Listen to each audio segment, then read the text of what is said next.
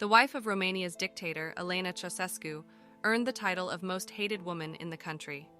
For more than 40 years, the couple exercised a double tyranny. Elena's megalomania was more loathsome than even her husband's narcissism, Nicolae Ceausescu. After some time had passed, Nicolae started to rely heavily on his wife for advice. People wanted Elena Ceausescu to die more than they did her husband during the revolution that ousted the Ceausescus in 1989. Hey there, YouTube fam, welcome back. Throughout history, we've heard of fierce leaders, warlords, and dictators, but rarely do we come across a woman whose tenacity and ruthlessness surpassed them all. Elena Ceausescu was a force to be reckoned with, a woman who walked the tightrope of power, leaving destruction in her wake. But was she a savior or a tyrant? Well, my friends, that's what we're about to uncover. Don't forget to hit that like button and subscribe because the journey into the dark depths of Elena Ceausescu's life starts right now. Elena Ceausescu, née Lenuta Petrescu, was born into a rural Romanian family in 1916. Her upbringing was standard fare, nothing extraordinary. Instead, her history was pretty disheartening. At school, she did poorly in all subjects except for needlework. A répétante, or someone who is not good enough to go to the next level, was the name given to her.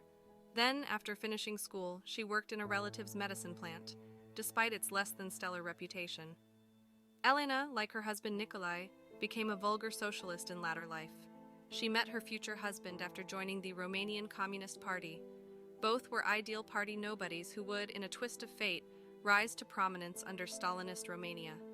When Elena's husband became the general secretary of the CPR in 1965, she had the opportunity to gain complete control of the country. The rule of Nicolae Ceausescu was unprecedented in the Soviet bloc. It was extremely nationalistic, boastful, and regal. All of Romania's residents took on the roles of players in a play about their country. Overtime was put in by the propaganda machine.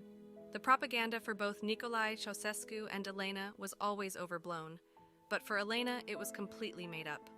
Throughout the series, Nicolae was portrayed as an unflappable, idealistic genius.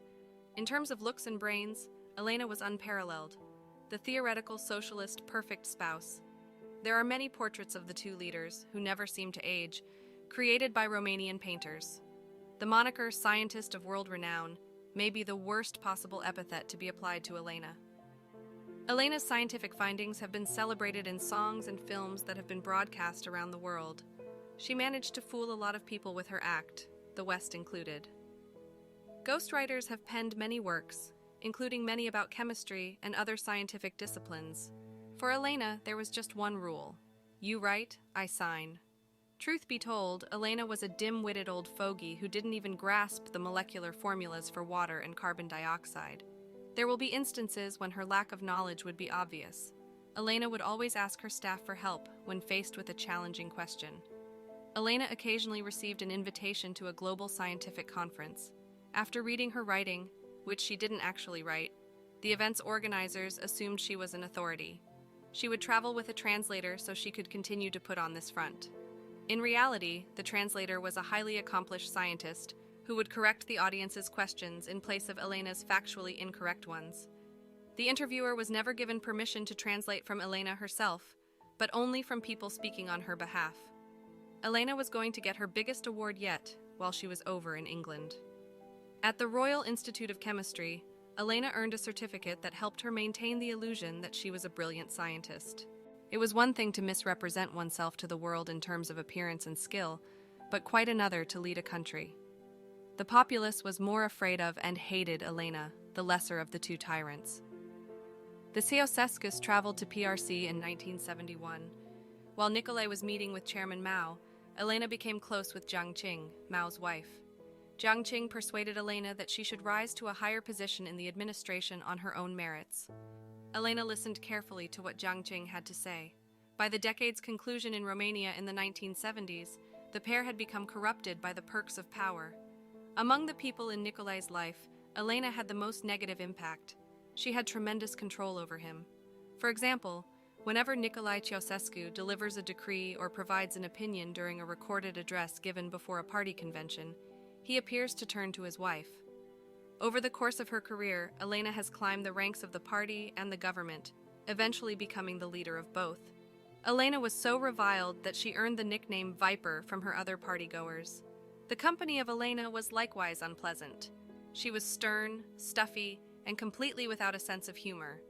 Even younger Romanian women evoked her envy.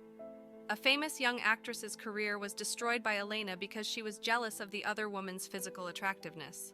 Elena demanded that the secret police report back to her the whereabouts and activities of her kids all the time. Elena would humiliate the workers at her lavish dinner parties by refusing to give them any of the remaining food because they were not worthy enough to deserve such a gift. Elena was able to live in one of Romania's most luxurious houses, despite the fact that the vast majority of her countrymen were forced to make do with shacks. All she could think about were crystal chandeliers. In 1989, Elena had essentially taken over as head of state. She sorted through her husband's mail and made sure he didn't get any unsettling news reports concerning political instability. The two dictators watched in disbelief as their citizens booed and yelled at them during Nicolae Ceausescu's final speech. More footage from that day shows just how disconnected they both were. While Nicolae Ceausescu vainly tries to reassure his people, Elena can be heard ordering them to shut up in the background. Elena was overheard calling for the demonstrators to be shot at one point. Time has run out. As the demonstrators surrounded the party headquarters, the two tyrants escaped in their chopper. They didn't get very far before they were apprehended at an army outpost. Even after receiving a death sentence during their impromptu trial, Nicolae and Elena showed no remorse. The couple's main allegation was genocide. Nicolae Ceausescu was said to have caused 60,000 deaths, though it was unclear from the announcement whether this figure reflected the number of people killed during the Timisoara Revolution or over the course of Ceausescu's 24 years in power. Elena could be heard shouting at the soldiers as she and her partner were handcuffed and led to the firing wall. "How dare you? I'm like a mother to you. What are you thinking?" Nicolae sang the International just before the soldiers were about to open fire. Elena said, "You motherfuckers!" as her final angry words to her killers. She was a vile dictator in life and death. The bodies were covered with canvas after the execution. On December 25, 1989, the bodies of the Ceausescus were transported to Bucharest and interred in Ghencea Cemetery. In 2010, the bodies were reburied after being exhumed for identification. On January 26th, which is Nicolae's birthday, large crowds of retirees gather to pay their respects and lay flowers on the grave. And that's a wrap, my awesome viewers. We've just scratched the surface of the astonishing life of Elena Ceausescu, the most wicked woman in history. I hope you enjoyed this wild ride through the twists and turns of her controversial legacy. Signing off, catch you in the next mind-blowing episode. Stay awesome, my friends. Don't forget to subscribe. See you soon.